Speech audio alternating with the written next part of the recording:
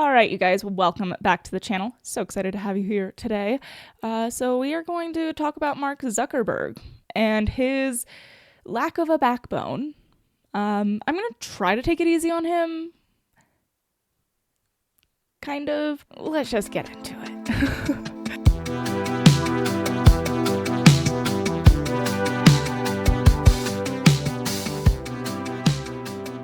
Okay, so as I'm sure most of you have seen, Mark Zuckerberg put out a video saying that he is gonna copycat Elon Musk, which is fine.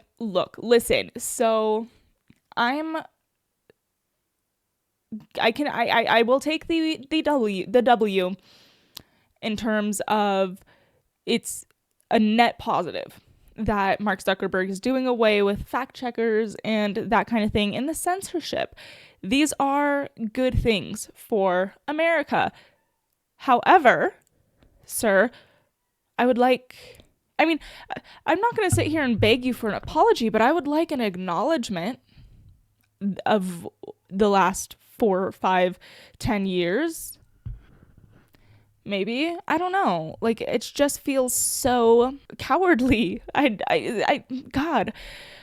We are going to watch the video that he posted for those of you who missed it. So first things first, he captioned this saying, "It's time to get back to our roots around free expression.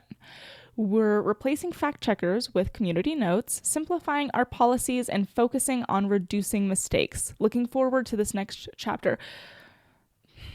Oh my God, you guys, there's so much that irks me about this video, and I am trying to focus on the win of less censorship. I am trying my best, but he's such a bitch. I'm having a hard time with it. I'm truly, but let's just see what he has to say. I want to talk about something important today, because it's time to get back to our roots around free expression on Facebook and Instagram. I started building social media to give people a voice. I gave a speech at Georgetown 5 years ago about the importance of protecting free expression, and I still believe this today. But a lot has happened over the last several years. There's been widespread debate about potential harms from online content. Governments and legacy media have pushed to censor more and more. A lot of this is clearly political, but there's also a lot of legitimately bad stuff out there. Drugs, terrorism, child exploitation. These are things that we take very seriously, and I want to make sure that we handle responsibly. So we built a lot of complex systems to moderate content. But the problem with complex systems is they make mistakes.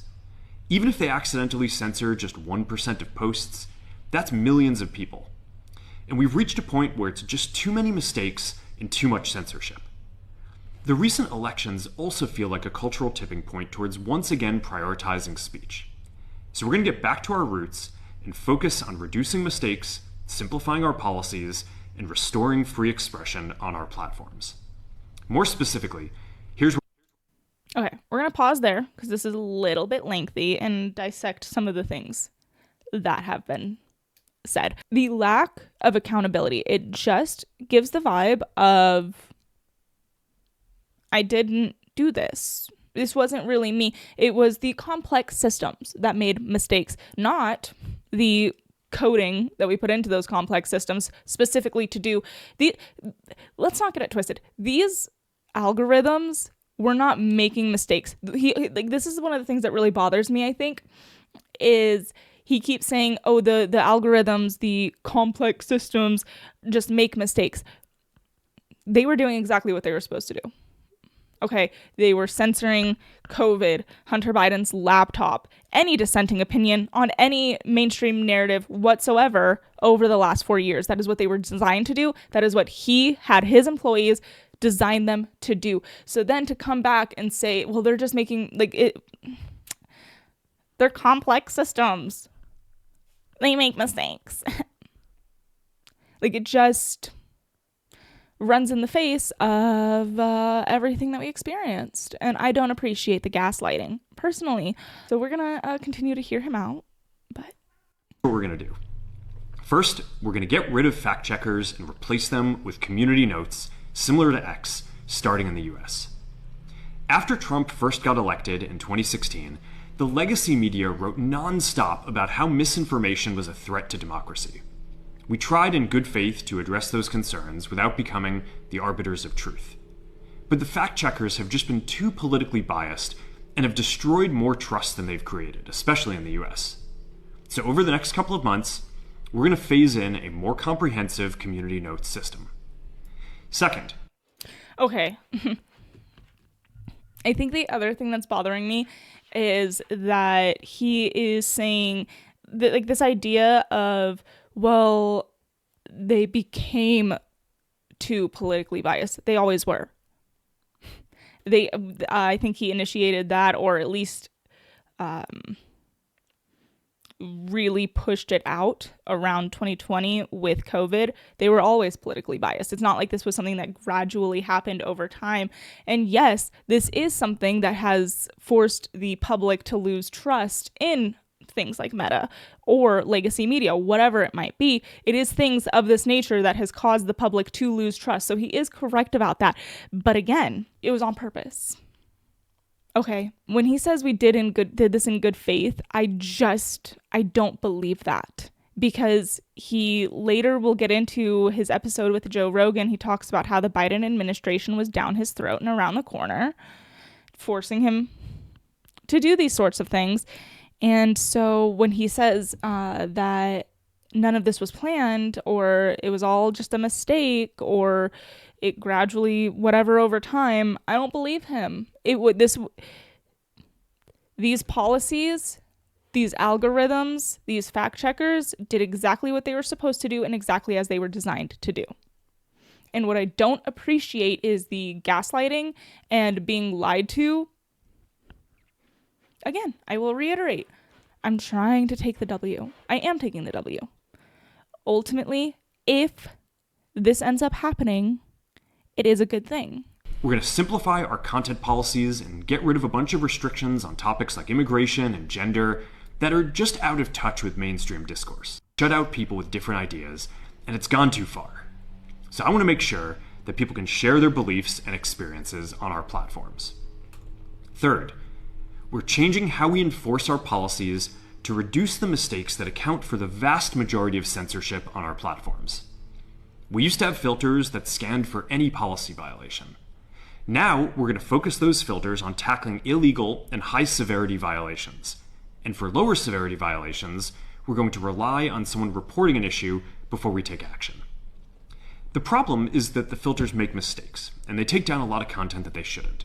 So by dialing them back, we're going to dramatically reduce the amount of censorship. Am I making my point clear? Are you understanding what I'm saying when I say that him saying the filters make mistakes and take down things that they shouldn't? They are doing exactly as they were designed to do. They were designed to censor certain ideas, certain thoughts, certain words. They are doing exactly as they were designed to do. So just this whole game of like, I don't know how this is happening, basically. I just don't appreciate it. Censorship on our platforms. We're also going to tune our content filters to require much higher confidence before taking down content. The reality is that this is a trade-off. It means we're going to catch less bad stuff, but we'll also reduce the number of innocent people's posts and accounts that we accidentally take down. Fourth, we're bringing back civic content. For a while, the community asked to see less politics because it was making people stressed, so we stopped recommending these posts. But it feels like we're in a new era now, and we're starting to get feedback that people want to see this content again. So we're going to start phasing this back into Facebook, Instagram, and Threads while working to keep the communities friendly and positive. Fifth, we're going to move our trust and safety and content moderation teams out of California, and our US-based content review is going to be based in Texas. As we work to promote free expression, I think that it will help us build trust to do this work in places where there is less concern about the bias of our teams. This one is absolutely hilarious. I don't know that it has anything to do with the concern about bias. I think that's a really large and expensive move to make. If the concern is bias, I think it's that California is bleeding, that it's feasibly, financially impossible to operate out of California anymore. So once again, just like be honest, brother. Like, tell me the truth and we can go from there. But you're not telling, you're lying. Finally, we're going to work with President Trump to push back on governments around the world that are going after American companies and pushing to censor more. The US has the strongest constitutional protections for free expression in the world. Europe has an ever-increasing number of laws institutionalizing censorship and making it difficult to build anything innovative there. Latin American countries have secret courts that can order companies to quietly take things down. China has censored our apps from even working in the country. The only way that we can push back on this global trend is with the support of the US government. And that's why it's been so difficult over the past 4 years when even the US government has pushed for censorship. By going after us and other American companies, it has emboldened other governments to go even further. I will say I do appreciate him blatantly saying that. We will talk about this a little bit more later, but depending on who you are, right? Like if you're someone who listens to the show, hearing him say that, it's like, no shit. Yeah, well, obviously, we knew this. Okay, we knew this. But if you're on the opposite side of the spectrum, if you're like a Harry Sisson, if you're Harry Sisson, you're going to hear that and scream blasphemy. I mean, how dare you take Joe Biden's name and say anything negative about it? But there's going to be a group of people who hear that and are going to feel some shock at the fact that the Biden administration was blatantly involved in censoring Americans. And that blows my mind, truly. It truly does blow my mind that people, and it's that subset of people who still listen to MSNBC or CNN, and that's it, and just are not paying any amount of attention. So I do appreciate him saying that, because for those people, it's confirmation. Now we have the opportunity to restore free expression, and I am excited to take it. It'll take time to get this right, and these are complex systems. They're never going to be perfect. There's also a lot of illegal stuff that we still need to work very hard to remove. But the bottom line is that after years of having our content moderation work focus primarily on removing content, it is time to focus on reducing mistakes, simplifying our systems, and getting back to our roots about giving people voice. I'm looking forward to this next chapter. Stay good out there, and more to come soon. Okay, so first, really quick, I was looking at the comments a little bit here. So let's take a look at the comments a little bit here. So basically, you are a huge Trump supporter and are about to show it. Can you create a dislike button, but just for this post? You're sick. You make me sick to my stomach. What Mac Zuckerberg says it is. Free expression. What it really is. Speech of aversion, threats, misinformation, discrimination, homophobia, transphobia, sexism, misogyny, hatred, racism, bias, and violence. Okay, so threats obviously are not included in free expression. This is established. Violence is an action. So that is also not included, simply because definitionally, words are not violent. The rest of this, though, is covered in free expression. That's the whole point. This is actually kind of insane, this comment here, because it really does go to show, let's see here, it has 2,400 likes. It really goes to show how much these people don't understand what free speech is. Yes. You do get to be homophobic. You do get to be transphobic. You do get to be these things. You shouldn't. It's not like a good look. It's not the kind thing to do. But you do have the right to. And that's the whole point. But coming back, right? So here are, I guess, my thoughts. I'm probably going to repeat myself a bit from what I said while we were watching the video, but overall, is this a net positive? Yes. More free speech is always a net positive. And I know that there's those on the left, the progressive side of things, who are going to say, how is this a positive? Because, like that comment we just saw, you're going to see an increase of hate speech or whatever. Cost of liberty, baby. Cost of liberty. I would rather somebody have the right to stand on the corner with a sign saying, I love Nazis, than have a government that can prevent him from doing that. Because if the government can prevent him from doing that, then the line has been crossed, and the government can now prevent you from having a sign that says, I hate Nazis. It's just we don't want to cross that line, and that line has been crossed. And so it is important that Zuckerberg is saying this, because it starts the drawback, starts bringing us back to a point where we have speech again. So that is good. I just want to reiterate, he's still a bitch, okay? I don't like, this does not make him a trustworthy person. This does not mean that this is somebody who we should be pedestalizing, because the right has this very horrible habit of anytime anyone anywhere says anything that we agree with, they're our new best friend. Okay. And this has its pros and its cons. I do believe in being a big tent party. It is how we win. However, there's a difference between allowing somebody in the party and then having somebody lead the party. Okay. And I fear that people are going to start pedestalizing Mark Zuckerberg, and that would be such a colossal mistake. Now, why might I have this fear? Elon Musk, for example. Now, before you come for me, I am a fan of Elon Musk, okay? I like his spirit. I like the things that I like his ambition. I like the fact that he isn't afraid to speak up. I like the fact that he bought X and made it the free speech platform that it is. But has he been perfect? Absolutely not. And I think that it is a little strange how high up in the Republican Party he has found himself so rapidly.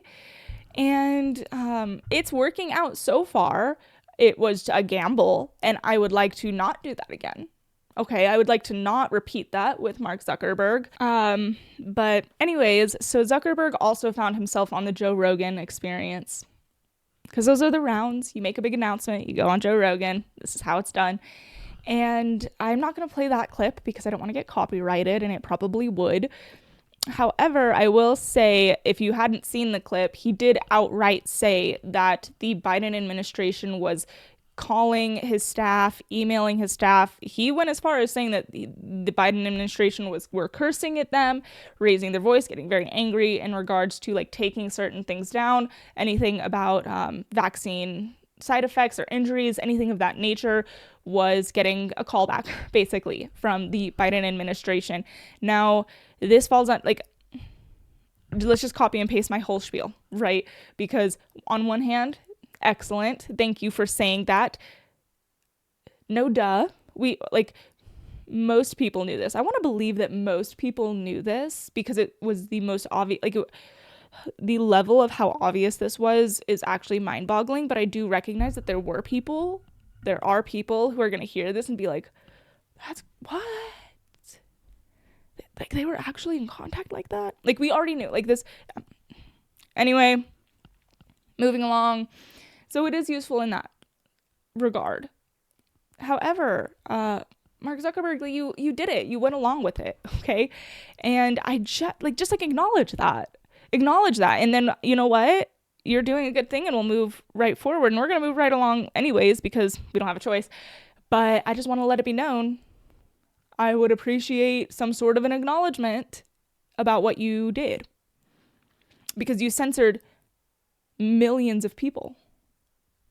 That's kind of a big deal. And can we also just acknowledge really fast how it was like a crazy, loony, right-wing conspiracy theory that the government was colluding with big tech to censor people? What's the score these days? Is it like a bajillion to 0 for like crazy, loony conspiracy theorists versus the government? Because I think that's like where we're sitting, just about. Maybe you should go talk to your friendly neighborhood conspiracy theorist, because they might have some insight. Just a thought. I did see this, and I want to touch on it because this was also absolutely insane. So MSNBC posted a clip from Mark Zuckerberg being on Joe Rogan, and their caption for this. So their caption reads, "Zuckerberg's full transformation from tech bro to full MAGA." Okay, let's hear him out, shall we? Government should be defending its companies, right? Not be the tip of the spear attacking its companies. I don't want to come across as if like we don't have things that we need to do better. Obviously we do. And when we mess something up, we deserve to be held accountable for that and just like everyone else. I do think that the American technology industry is a bright spot in the American economy. I think it's a strategic advantage for the United States that we have a lot of the strongest companies in the world.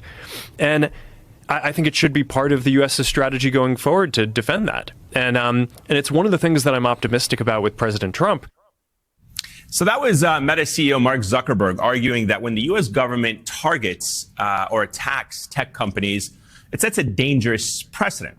And it seems kind of rich coming from Mark Zuckerberg because, it was Zuck that Donald Trump literally threatened to throw in prison for the rest of his life if he did anything illegal to influence the presidential election. Do I have to point out the elephant in the room here? I will, for those of you who need it.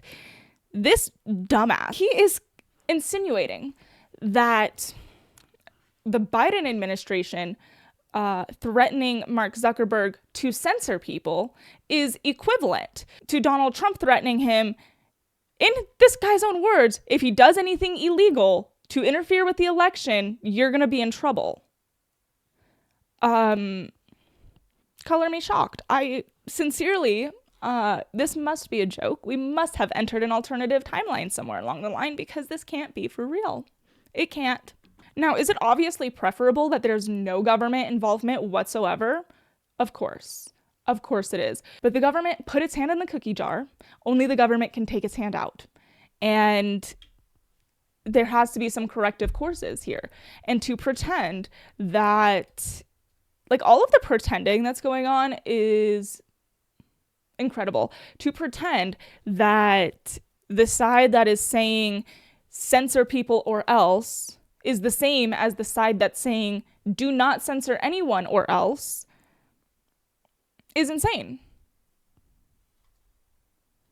And by the way, the constant reporting from mainstream media of things of the nature that anyone who supports free speech is ultra MAGA is kind of crazy. It's kind of telling. They're clowns. Absolute clowns, you guys. And I'm going to finish on this thought. So we've talked a lot about, having standards and proceeding with caution. Again, I'm glad to have Elon Musk. This wasn't meant to be like any kind of we made a mistake or anything. Like I said, it was a gamble. It's worked out so far. Let's not make that gamble again, because I don't think that this makes Mark Zuckerberg any amount more trustworthy whatsoever. Like, I do not trust him any more today than I did before he did this, because what it shows me is that he doesn't have a backbone. He's just going to go whichever direction he feels he has to. And that could easily go the other way again in 4 years. There are people out there, I've seen quite a few people saying, like, stop hating on Mark Zuckerberg. Like, he did the right thing. Like, let up on the guy. No, I won't, because just to take a hypothetical, I'm not a huge fan of hypotheticals, but let's do one. Let's say you're married and your spouse has been cheating on you for years, and you know that they're cheating on you. And every time you say, you're cheating on me, they say, no, I'm not. You're crazy. You're a conspiracy theorist. You've lost your mind. And then one day, out of the blue, your spouse comes up to you and says, I was cheating on you, but it's because the other person made me. Like, they really made me do it. So yeah, I was doing that. Okay, well, let's go get dinner. No, we're not going to just go get dinner. This isn't cool. We're not okay. I guess thank you for telling me, but you shouldn't have been doing it in the first place. And that's kind of the whole point. Mark Zuckerberg shouldn't be saying, we're going to stop censoring people. And he didn't even say that. Like, let's be honest, he didn't even say we're going to stop censoring people. He said, we're going to try and fix the algorithms from making mistakes that sometimes kind of lead to some censorship. So, I'm not trying to blackpill y'all. I'm really not. It is a win. A win is a win. A win is a win. But let's just have some caution, okay? That's all. That's everything that I have for you guys today. I appreciate you hanging out with me and making it to the end of the episode. If you did make it to the end of the episode, give this video a thumbs up. What are you doing? You just watched this whole thing. You're going to really watch this whole video and then not give the video a thumbs up. That feels like a wasted effort, in my opinion. And obviously you liked it because you finished it. So give me some credit here, please. Subscribe to the channel too while you're at it. All right, guys. I will talk to you all next Monday. Bye.